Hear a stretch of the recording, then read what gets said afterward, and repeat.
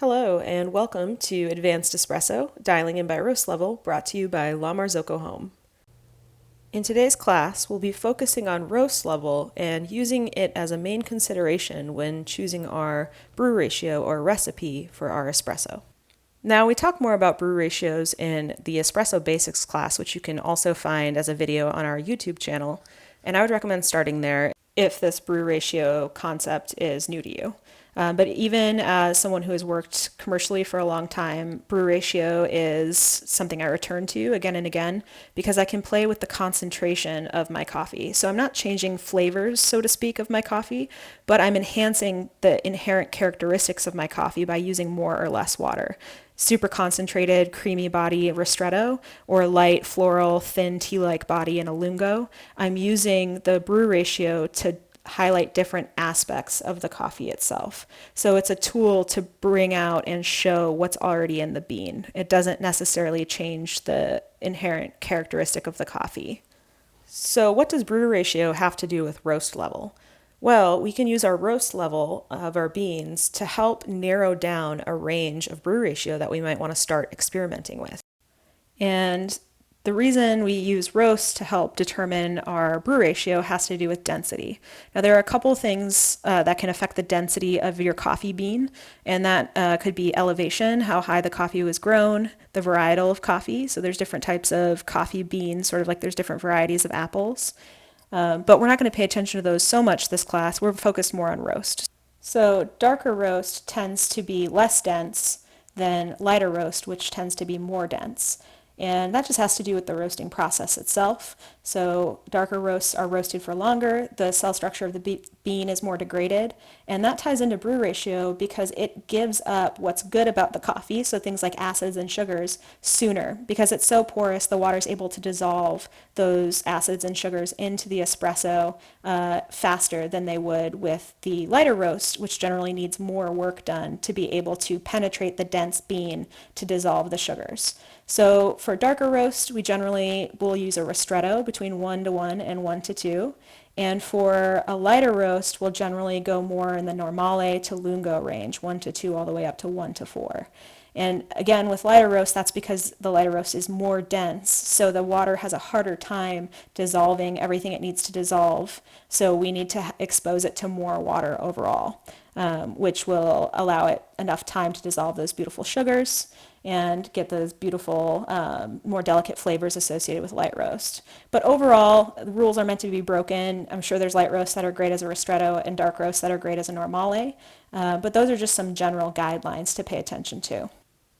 So something I mentioned in the Espresso Basics class but didn't give you a visual for was our espresso extraction curve. Today we're going to be using this graphic a lot so you can visually see what I'm tasting, because unfortunately we can't taste these shots together, which is the best way to figure out what's going on in your coffee.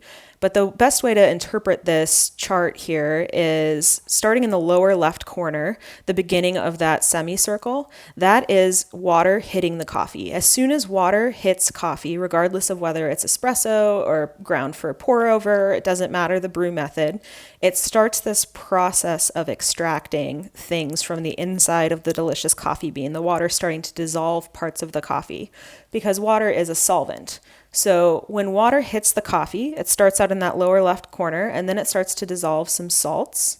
As it continues, it starts to dissolve acids, and it goes a little bit longer. It starts to actually break down complex carbohydrates, sugars, and make them into simple sugars, which we can taste, which is where you get like a sweet, delicious shot of espresso.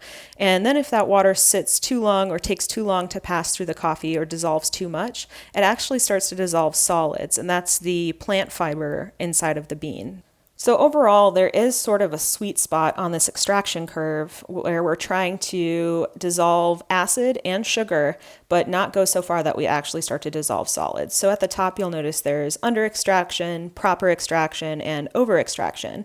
And those are all things you can actually taste for. So if you're tasting something under extracted, it will be pretty acidic, maybe like battery acid, and maybe kind of heavy and salty, soy saucy, and there's no sweetness at all. So you know you haven't extracted long enough, either in volume of maybe you need to increase your ratio, or in time. Maybe it passed through too quickly, the water, so it couldn't dissolve all of the sweet stuff in the coffee. So you might need to adjust your grind at that point.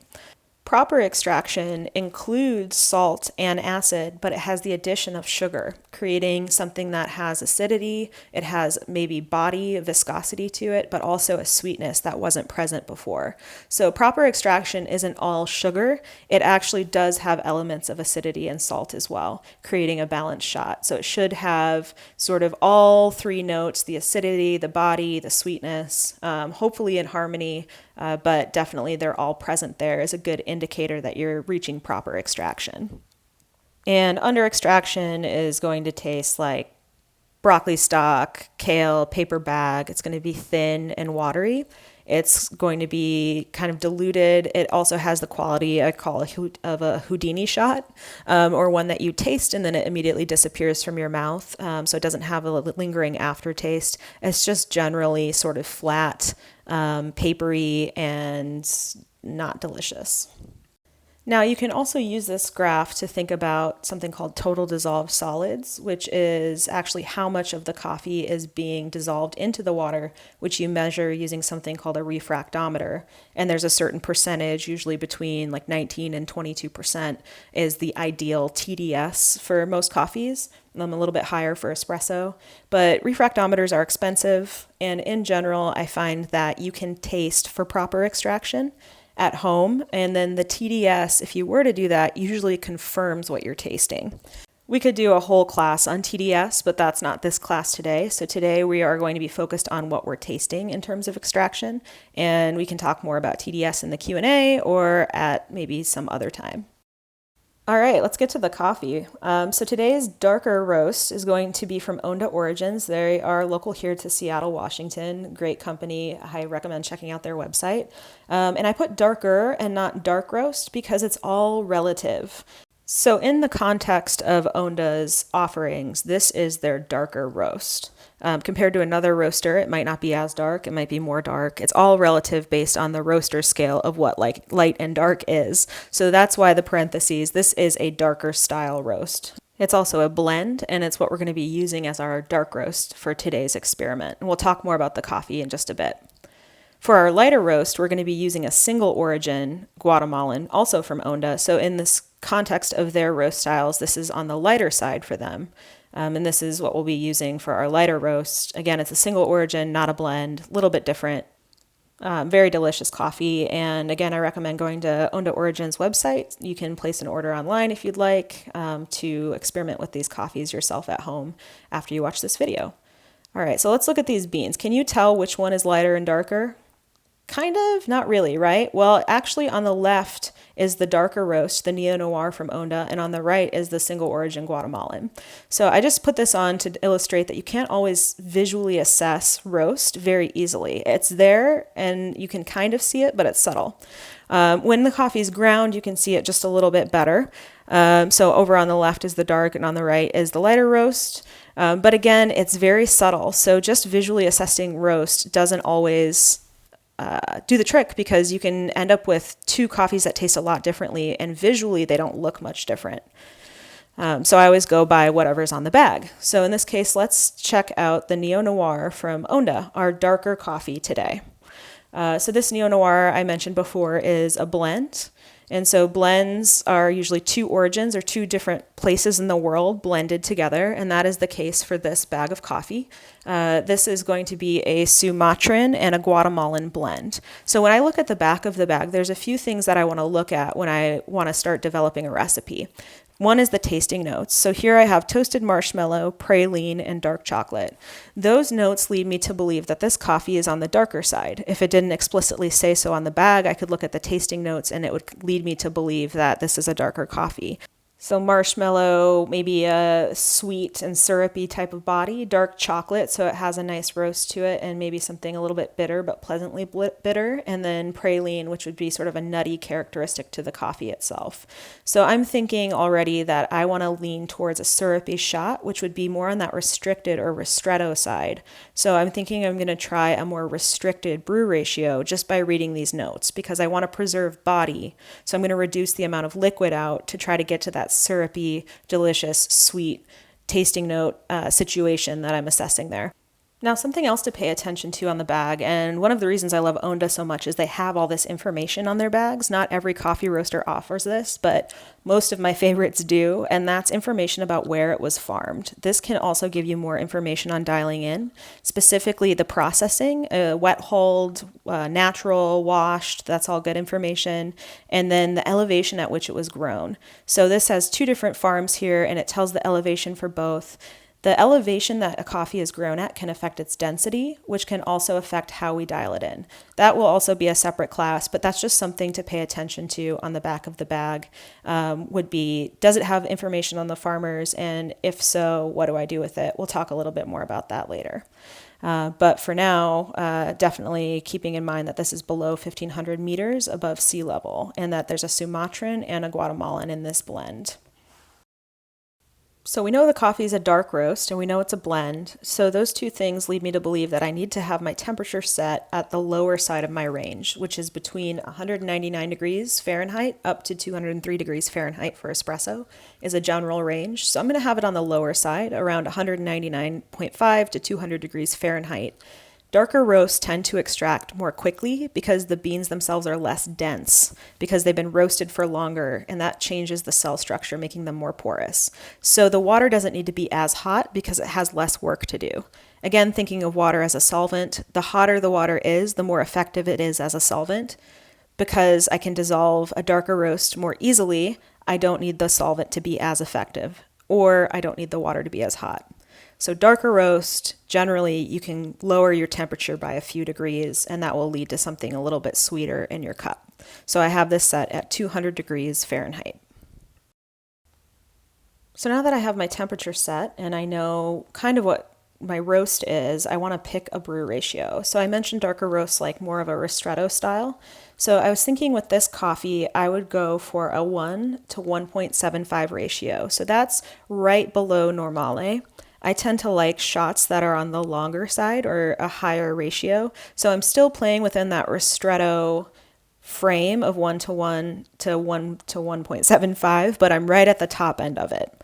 So that is just me kind of choosing a starting place based on my experience level. You could start out with just a straight 1 to 1 and then go up to a 1 to 1.5. But you just kind of have to pick a place and begin in that range. And I chose my ratio based on my knowledge of my own preferences for brew ratio. So that's really where you need to start, is have a good sense of what you like to drink. And that will guide you to choosing your right brew ratio in addition to the roast level that you're using. So let's get started with the machine here, some action shots, if you will. So here I have my portafilter, and I'm going to go ahead and pop out my basket to see what size it is, because that's going to help me get a starting place of how much coffee needs to go into the basket. In this case, this is a 17-gram basket, so I can go plus or minus 1 gram, so I could go 16 grams all the way up to 18 grams in that basket. In this case, I'm going to use 16 grams in on the lower side of what the basket can hold. So I'm going to go ahead and grind right into the basket, and you can see here that it's a fine grind, and the Lux D Mazzer grinder that I'm using works just by pressing straight against that button, and it keeps dosing. And then you can see that I have a nice mounded heap of espresso. When I'm done grinding, I put it on the scale to see how much that is. I'm looking for 16. If it's a little over, I'll use my finger to knock just a little bit off, put it back on the scale. Hopefully it's at 16, which it is. Then I'm going to settle it a couple times with my hand, which is optional. And then I'm going to use my distributor to smooth out the espresso. So instead of that heaping mound, I'm making it nice and flat.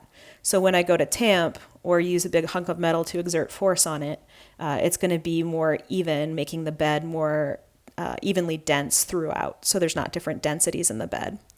So I'm going to grab it like a door handle, press straight down with 30 to 50 pounds of pressure. Again, I recommend going back to the Espresso Basics class if you want to see a start to finish pulling a shot more in detail. Now that I have my shot ready, let's see what that 1 to 1.75 ratio looks like. So I put the cup on the scale and I hit tare. I also started the timer as soon as I slid the paddle over or engaged brewing. And remembering I have 16 grams in, and I'm doing that 1 to 1.75 ratio. So if I do 16 multiplied by 1.75, I get 28 grams out. So I'm going to stop my shot at 28 grams on the scale. So once I see 28 grams on the scale, I'm going to turn the brew paddle to the right, which disengages the pump or shuts the machine off. So that's what I did there, and that shot took 30 seconds, and that's within my range of 22 to 32 seconds. So let's taste this shot and see where it lands on our espresso extraction curve. So when I taste this shot, I'm tasting something that is sweet for sure, syrupy, it has some acid, it has some salt, but it's just a titch over extracted. So it's just starting to get a little bit papery. It has sort of a like papery drying aftertaste. And that leads me to believe that maybe my grind was just a titch too fine. So ideally I would coarsen my grind by just a tiny bit and get that shot through a little bit faster. Maybe between 27 and 28 seconds would be my ideal. But overall, this was a pretty tasty shot. I definitely picked up on those tasting notes that I saw in the bag, the dark chocolate especially, and the marshmallowy sweetness and syrupy body. All right, let's switch to the lighter of the two coffees, this single origin Guatemalan from Onda Origins. So same roaster, just a different coffee. It's a single origin, meaning it comes from one place, a farm in Guatemala, specifically a cooperative in Guatemala, and slightly lighter on the roast scale compared to this company's other offering, the Neo Noir, which was a darker coffee. So we're going to use this for espresso. Now my goal is I'm going to try to keep a few things constant. I'm going to try to keep my in at 16 grams, but I'm going to change my ratio. So I'm going to change my ratio, and I'll talk about that in a little bit, but so my output's going to change. But I want to try to get it in the same amount of time. So to do that, I'm going to need to change the grind. So I'm going to need to adjust the grind to be able to get more liquid through in the same amount of time as the previous shot, which to remind you was around 30 seconds. So let's take a look at the bag before choosing a ratio, just to kind of see what we're looking at in terms of some of the tasting notes and maybe the elevation before deciding on a ratio. But that's overall what I'm trying to do, is pull a different ratio in the same amount of time, but with the same input. So here at the back of the bag, looks similar to before. It has all of this really amazing information about the farmer. But if you look over on the right, there are the tasting notes. And it looks like it is sugar, caramel, chocolate, apple, honey, and grapefruit. So right away I'm thinking something sugary. The apple makes me think something lighter, maybe a little bit more fruit forward. And then the grapefruit lets me know that there's going to be a good deal of acidity. So it's going to have sort of a bright acidity to it that the previous coffee didn't have. The previous coffee, all of the tasting notes didn't have any sort of acidity to them. Grapefruit lets me know that this is going to be a brighter shot overall. Also maybe a little bit lighter in the cup, but sugar and honey lets me know that it's going to be sweet and it should have a little bit of a viscous body. Caramel, there's sort of a buttery undertone, and then chocolate is always a good tasting note in coffee, and then that apple, there's a degree of fruitiness to it as well. So I'm already thinking that something like that might benefit from a slightly longer ratio or taller ratio. So I'm thinking maybe I'm going to go for a 1 to 2.5 ratio, or 1 to 2, a normale, but we'll see. And then going over to the origin, I see that it's a single origin Guatemalan and it's 1,700 meters above sea level. So that's 200 meters above sea level higher than the blend that we used previously.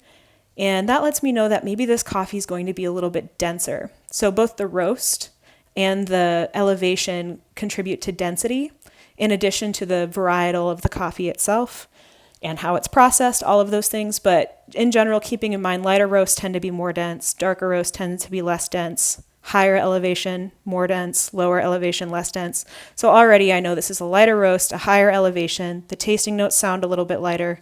So I'm going to need to change my grind and mess with the temperature to make it taste better. All right, so looking at the temperature wheel here, I have it set now a little bit hotter than I did for the dark roast. So seeing all of those clues letting me know that this is a lighter, denser coffee, I set it to 203 degrees Fahrenheit. That's a few degrees above the 200 degrees Fahrenheit I had it set at previously. And thinking about water as a solvent, it's more effective, better at dissolving if the water's a little bit hotter. So because this is a denser coffee, I need the water to do more work and be better at dissolving to be able to penetrate to the center of those grounds and actually extract the sugars and everything that we need. So I need the water to be a little bit hotter, which is why I turn it up just a few degrees. So again, in general, darker roasts like a slightly cooler water temperature, lighter roasts can handle a slightly hotter temperature. Definitely something to think about and experiment with. So considering brew ratio, I already mentioned I'm probably going to go for a higher ratio. So in this case, I'm going to try for a 1 to 2.5 ratio of coffee to water. And that's going to allow those more delicate tones like the apple and the honey to come out by diluting it a little bit or expanding it a little bit by adding more water. So the concentration's less intense and it's more delicate overall. And to do that, I need to adjust the grind. So I need to actually make the grind a coarser or the pieces bigger because again, I'm trying to get more water or more liquid out in the same amount of time as my ristretto. So I have to actually make the pieces of coffee bigger so the water can flow through faster. So I adjusted my grind. I made it a little bit coarser. And now I'm going to go ahead and grind for this next shot. So similar to before, I'm using a 17-gram basket and I'm going to put a 16-gram dose in it. So I've got my 17 grams there. I'm getting my scale ready and I'm weighing my input, and that's how I'm going to figure out my ratio and achieve my ratio. So if I'm doing 16 times 2.5, that's how I would determine my output. So how much coffee in to how much water out. So 16 grams of coffee in times or multiplied by 2.5 would equal 42 grams out. So that's what I'm going to be looking for overall with this shot of coffee. And again, I just had to make the grind slightly coarser to get the water through a little bit faster. And you can see there I've got my flat shot. So let's see my first adjustment. This is my first adjustment at that 1 to 2.5 ratio. So I go ahead and lock in the portafilter, and I'm super excited to see this shot. So I'm putting my cup down. I'm not really paying attention to where the cup's positioned, and I'm starting it. But I'm looking for the 16 grams in to 42 grams out in the same amount of time before. So 30 seconds is what I'm going to be shooting for. Oh man, and you can see right off the bat, it just gushes out. It's channeling everywhere, which is multiple streams of espresso.